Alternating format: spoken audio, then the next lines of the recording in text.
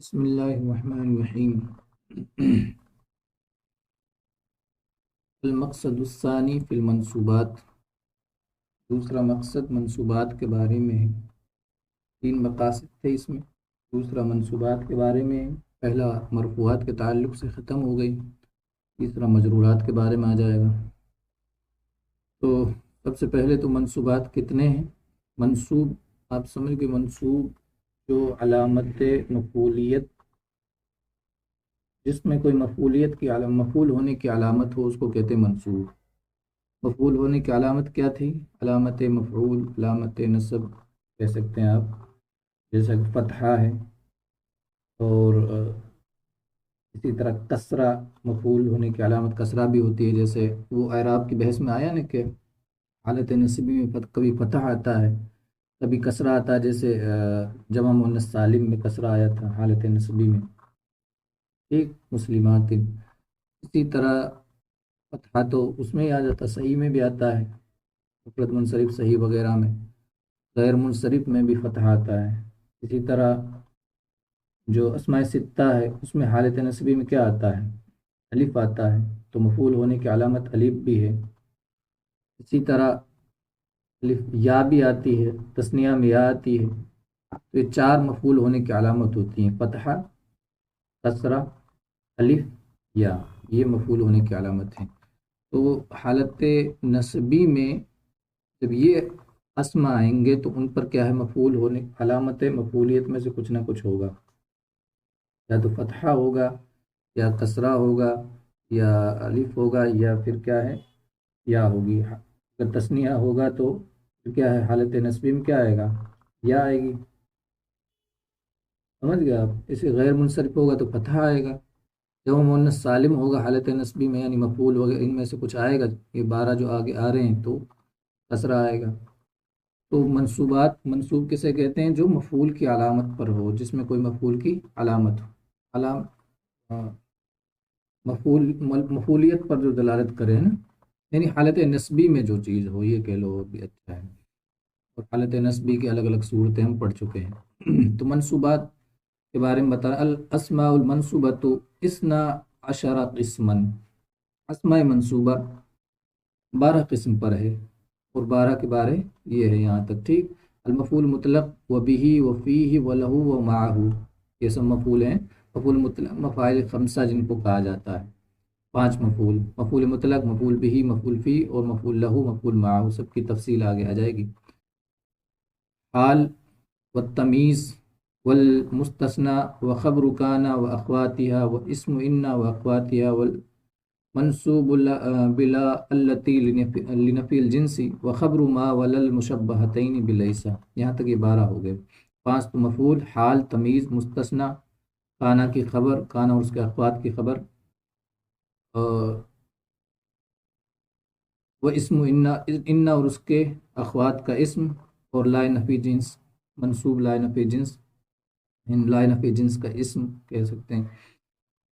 وہ خبر ما اور لا مشابہ لیسا کی خبر، تو یہ 12 ہو گئے۔ اب ہم مفعول مطلق کو ہم پڑھتے ہیں۔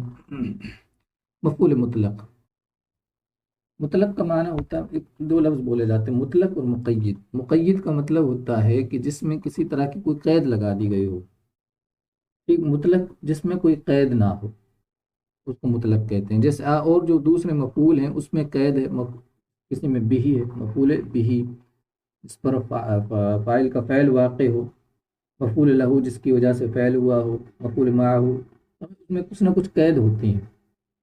لیکن یہ کیا ہے؟ اس میں کسی طرح کی اس طرح کی کوئی قید نہیں ہوتا۔ اب اس کا فائدہ کیا ہوتا ہے اس مفعول کا، وہ اس میں بتا دیں گے۔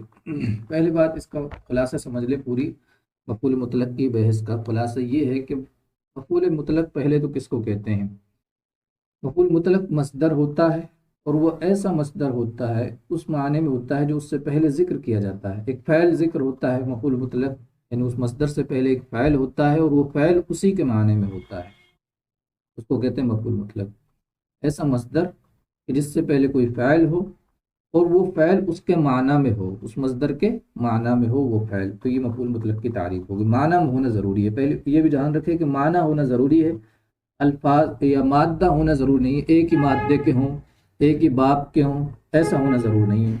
یعنی کبھی ایسا ہوگا کہ معنی میں ہوگا لیکن دونوں کا باب الگ ہوگا، کبھی ایسا ہوگا کہ معنی ایک ہی ہوگا لیکن دونوں کا مادہ ہی الگ ہوگا، باب بھی الگ ہوگا، مادہ بھی الگ ہوگا۔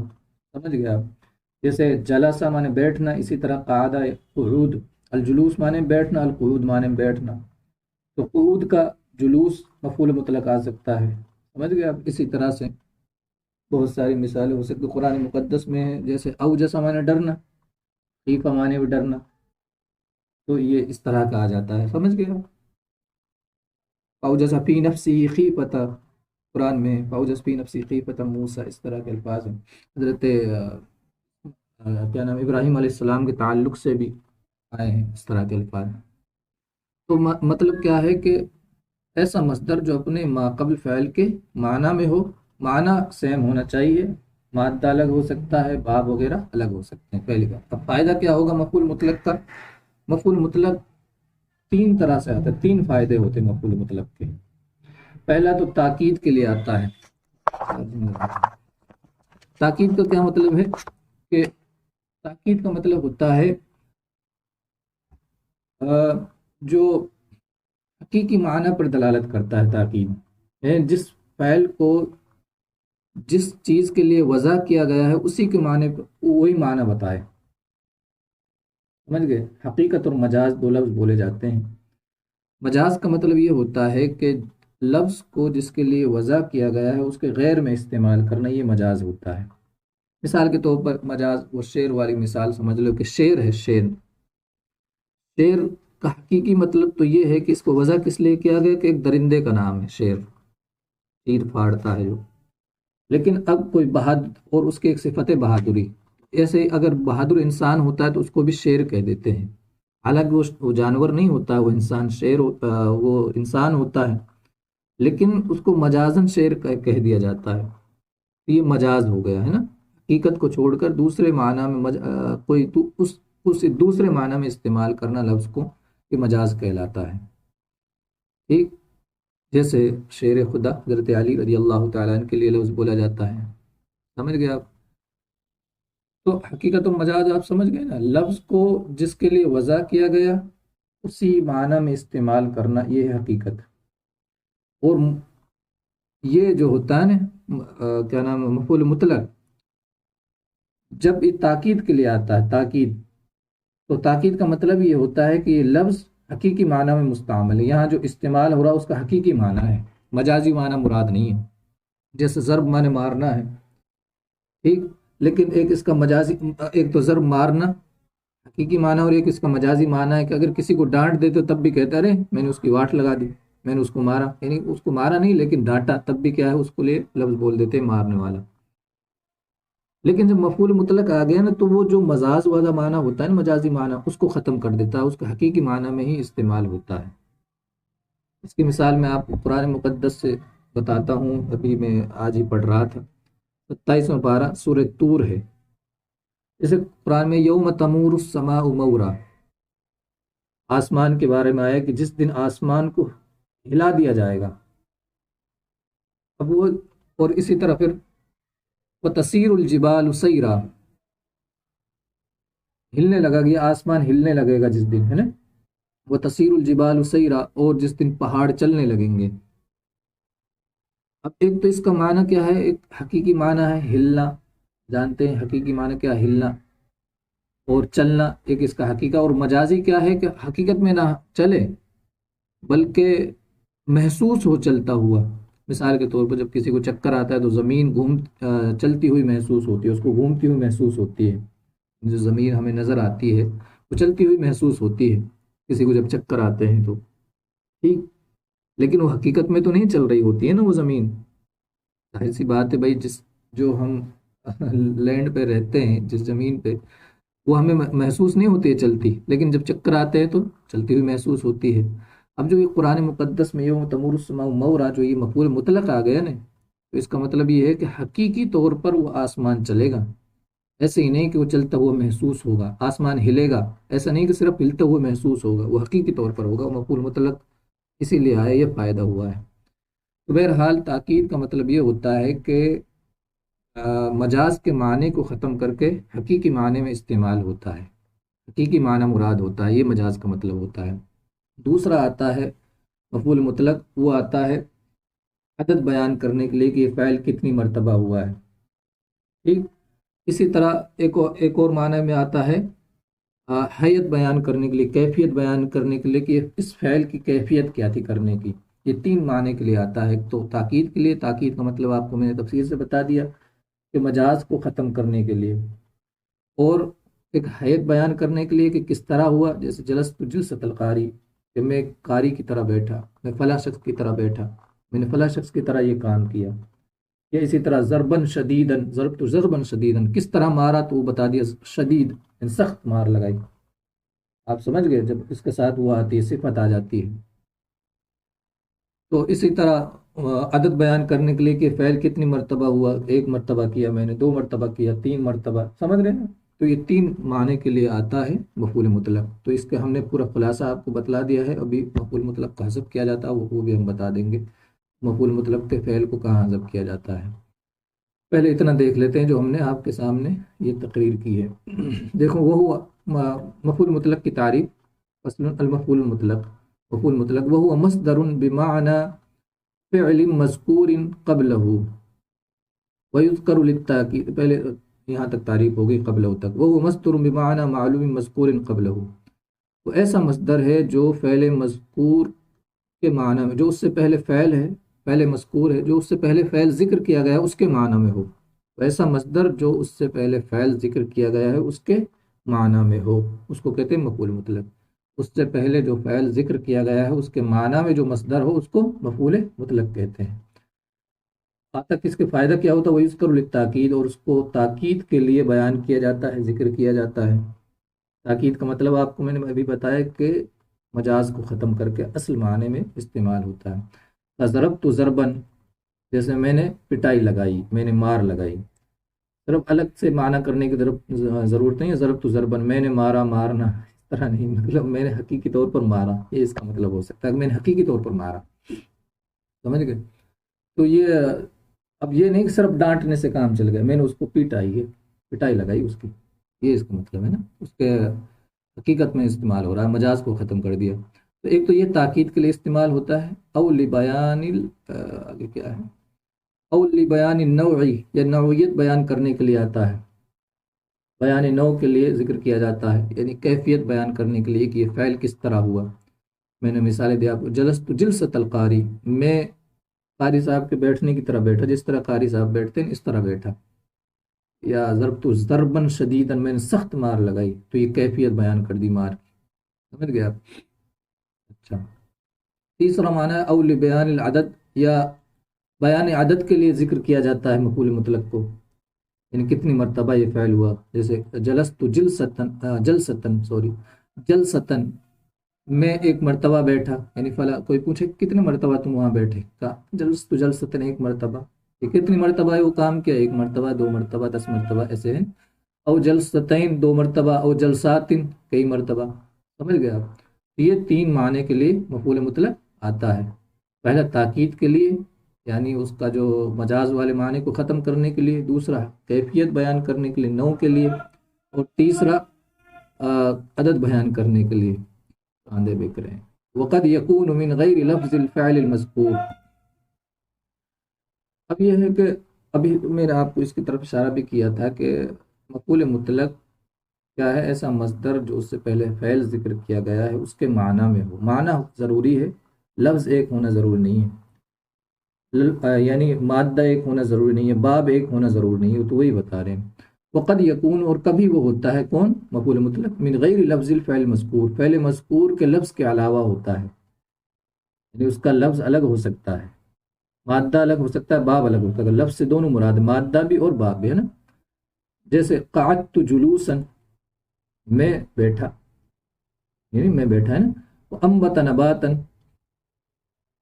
اور تم نے اگایا کوئی نبات، تم نے اگایا ہے نا، انبت اگانا۔ اب دیکھ رہے ہیں تو یہاں تو قعدہ یقعدو، بیٹھنا، جلوس کا معنی میں بیٹھنا، دونوں کا مادہ الگ ہے، باب ایک ہے لیکن ثلاثی مجرد ہے نا۔ اس میں دیکھو مادہ تو ایک ہے، نون باتا، لیکن باب دونوں کو الگ الگ بھی، نبات یہ تو ثلاثی ہے اور انبتا یہ رباعی ہے، تو باب الگ آ سکتا ہے، سمجھ گئے آپ؟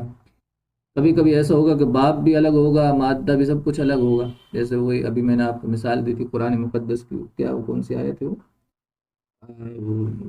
اوجس فی نفسی خیفۃ موسیٰ، اس طرح اوجس فی نفسی خیفۃ، اوجس دیکھو باب افعال، باب بھی الگ، پھر خیفۃ اس کا باب، اوجسا کا باب ہے جو وہ رباعی ہے، اور خیفۃ کیا ہے ثلاثی ہے، اور مادہ بھی الگ ہے، اوجس فی نفسی خیفۃ موسیٰ، اس طرح کے قرآن میں آیت ہے۔ اسی طرح ابراہیم علیہ السلام کے لیے بھی اسی طرح کے الفاظ استعمال ہوئے ہیں۔ تو ایسا یہ ہے کہ لفظ الگ ہو سکتا ہے، باب بھی الگ ہو سکتا ہے، مادہ الگ ہو سکتا ہے، لیکن معنی سے سب کا کیا ہے، سیم ہوگا۔ مفعول مطلق اپنے ماقبل فعل کے معنی میں ہوتا ہے نا، الفاظ الگ الگ ہو سکتے ہیں۔ اب کیا کبھی کبھی مفعول مطلق کے فعل کو حذف کر دیا جاتا ہے، وہ بتا رہے ہیں، کبھی تو حذف کیا جاتا ہے جوازی طور پر، یعنی حذف کرنا جائز ہے، کر بھی سکتے ہیں نہیں بھی کر سکتے، ٹھیک، اور کبھی حذف کیا جاتا ہے وجوبی طور پر کہ حذف کرنا ضروری ہوتا ہے، ٹھیک، اور وہ کیا ہے، سماعی ہوتا ہے، سماعی، وجوبی اور سماعی۔ سماعی کا مطلب کیا ہے، اس میں کوئی قانون نہیں ہوتا، قاعدہ نہیں ہوتا ہے، عرب والوں سے جیسے سنا ایسا ہی کیا ہے بیان کر دیا، جیسے عرب والے بولتے ہیں، جیسے سبحان اللہ بولتے ہیں، سبحان اللہ یہ مفعول مطلق ہے، لیکن اب اس کا سبحت سبحان اللہ، یہ میں نے اللہ تعالیٰ کی تسبیح بیان کی، ٹھیک، اس طرح، اور اسی طرح اور اس میں مثالیں دے رکھی ہیں، تو واجب ہے اس طرح کے الفاظ کو حذف کرنا، وہاں فعل کو حذف کرنا واجب ہوتا ہے، اور سماعی ہوتا ہے، یعنی اس کا کوئی قانون نہیں ہوتا ہے۔ اب وہ بتاؤ، قد یحذف فعلہ لقیام قرینۃ جوازا، اور کبھی اس کے فعل کو حذف کر دیا جاتا ہے قرینے کے قرینہ پائے جانے کے وقت، جوازی طور پر، یعنی حذف کرنا جائز ہے۔ قرینہ مطلب کیا ہے کہ مقصود پر، جس کو بیان کر رہا ہے اس پر کوئی چیز دلالت کر رہی ہو، ٹھیک، جیسے مثال سے سمجھے، کبھی اس کے فعل کو حذف کر دیا جاتا ہے قرینہ پائے جانے کے وقت، قولی کا للقادم، جیسے آنے والے کے لیے آپ کا قول، خیر مقدم، خیر مقدم، اب یہاں کیا خیر مقدم، قدومن خیر مقدم ہے نا، آگے دیکھ رہے قدمت قدومن خیر مقدم، آپ کا آنا اچھا آنا ہوا، یعنی کوئی آنے والا جب ہوتا ہے تو ہم اس کو کیا عربی میں کہتے ہیں خیر مقدم۔ اب قرینہ کیا ہے کہ وہ خود ہی آ رہا ہے، یہ کہنے کی ضرورت نہیں کہ آپ آئے، آپ کا آنا بہت اچھا ہو، کیونکہ وہ آ ہی رہا ہے، وہ جو آ رہا ہے وہ خود بتلا رہا ہے کہ یہ آ رہا ہے، تو آنے والے فعل کو ذکر کرنے کی کیا ہے ضرورت، کیا ہے وہ الفاظ اس سے کیا ہے قرینہ حالیہ اس کو کہہ رہے ہیں، وہ حالت بیان کر رہی ہے، یہاں آنے کے فعل کے ذکر کرنے کی ضرورت نہیں ہے، سمجھ گیا؟ قول کل قادم، جیسے آنے والے سے کہا جاتا ہے خیر مقدم، جیسے ویلکم کہا جاتا ہے نا، ویلکم، اور سواگت ہے آپ کا ہندی میں نا، اردو میں کیا کہتے ہیں، بہرحال خیر مقدم، خیر مقدم ہی بولتے ہیں اردو میں بھی، ای قدمت قدوما خیر مقدم، دیکھو یہاں سے فعل کو حذف کر دیا قدمتا کو، اور فعل کو ہی نہیں حذف کر دیا بلکہ مفعول مطلق کو بھی جو تھا نا اس کو حذف کر دیا، صرف اس کی صفت کو ذکر کر دیا، خیر مقدم، پھر قدومن موصوف تھا، خیر مقدم اس کی صفت تھی، خیر مقدم مضاف مضاف سے مل کر، جیسے یہاں قدمتا فعل بفاعل، قدومن موصوف، خیر مقدم صفت، موصوف صفت مل کر کیا ہو جائیں گے، مفعول مطلق۔ تو یہاں قرینہ کیا ہے، اس کا آنا بتلا رہا ہے کہ اس کو فعل کو ضرور کرنے کی ضرورت نہیں ہے، ذکر کرنے کی ضرورت نہیں ہے، ٹھیک، تو کبھی اس کے فعل کو حذف کر دیا جاتا ہے قرینہ پائے جانے کے وقت جوازی طور پر، ووجوباً سماعن، سماعن جو بھی دونوں طرح سے بولا جاتا ہے، اور کبھی حذف کر دیا جاتا ہے اس کے فعل کو وجوبی طور پر، اور یہ حذف کرنا سماعی ہے، یعنی یہ عرب والوں سے ایسے ہی سنا، اس کا کوئی قانون نہیں ہے۔ چند مثالیں اس کی دی ہے، جیسے سقین، نحو سقین و شکرن و حمدن، شکرن بولتے ہیں، شکرن، سقین، حمدن، ٹھیک، یہ دعائی الفاظ ہے، سقین، شکرن، حمدن، یہ دعائی سقین ہے نا، سقاق اللہ سقین، اب اس کا حذف کر دیا اس کے فعل کو، جیسے اس کا سب کا آگے نکال کے بتا دیا، رعین، چار مثالیں ذکر کی، ای سقاق اللہ سقین، اللہ تعالیٰ آپ کو سیراب کرے، جیسے کوئی پانی وغیرہ پلا دو گے، سقاق اللہ سقین، یا اللہ تعالیٰ تمہیں خوب سیراب کرے۔ اسی طرح شکریہ ادا کرتے وقت صرف کہتے ہیں شکرن، شکرتک شکرن، اصل میں شکر میں نے آپ کا شکریہ ادا کیا، میں آپ کا شکریہ ادا کرتا ہوں۔ وحمد وحمدتک حمدن، اور میں آپ کی تعریف کرتا ہوں، حمدن صرف بولتے ہیں، ورعاک اللہ رعاین، اللہ تعالیٰ آپ کی حفاظت کرے، رعایت کرے، سمجھ گیا۔ تو ایسی جگہ پر یہ سماعی ہے، ان کے فعل کو حذف کرنا وجوبی طور پر واجب ہوتا ہے، اور یہ سماعی ہوتا ہے، جس طرح عرب والوں سے سنا ہے ایسے ہی استعمال کریں گے، فعل کو لائیں گے نہیں، سقین ہی ہم بولیں گے، ہے نا، پورا بولنے کی ضرورت نہیں، سقاک اللہ سقین، کیونکہ عرب والوں کو بھائی لینگویج پہلے ہوتی ہے، قانون بعد میں بنتے ہیں، یہ سبھی جانتے ہیں، ایسے تھوڑی کہ ہم پہلے قانون بنائیں گے پھر بھاشا بنائیں گے، ہے نا، جیسے ان لوگوں سے سن لیا ایسے ہی استعمال کرنا ہے عربی میں، سبحان اللہ جیسے آپ کو مثال دی تھی میں نے۔ خیر یہ مفعول مطلق تھا، ہمارا ہو گیا ہے، تھوڑی سی یہ پڑھ لیتے ہیں، مفعول فی تعریف وغیرہ پڑھ لیتے ہیں، صرف فصل المفعول فیہ، چلو پھر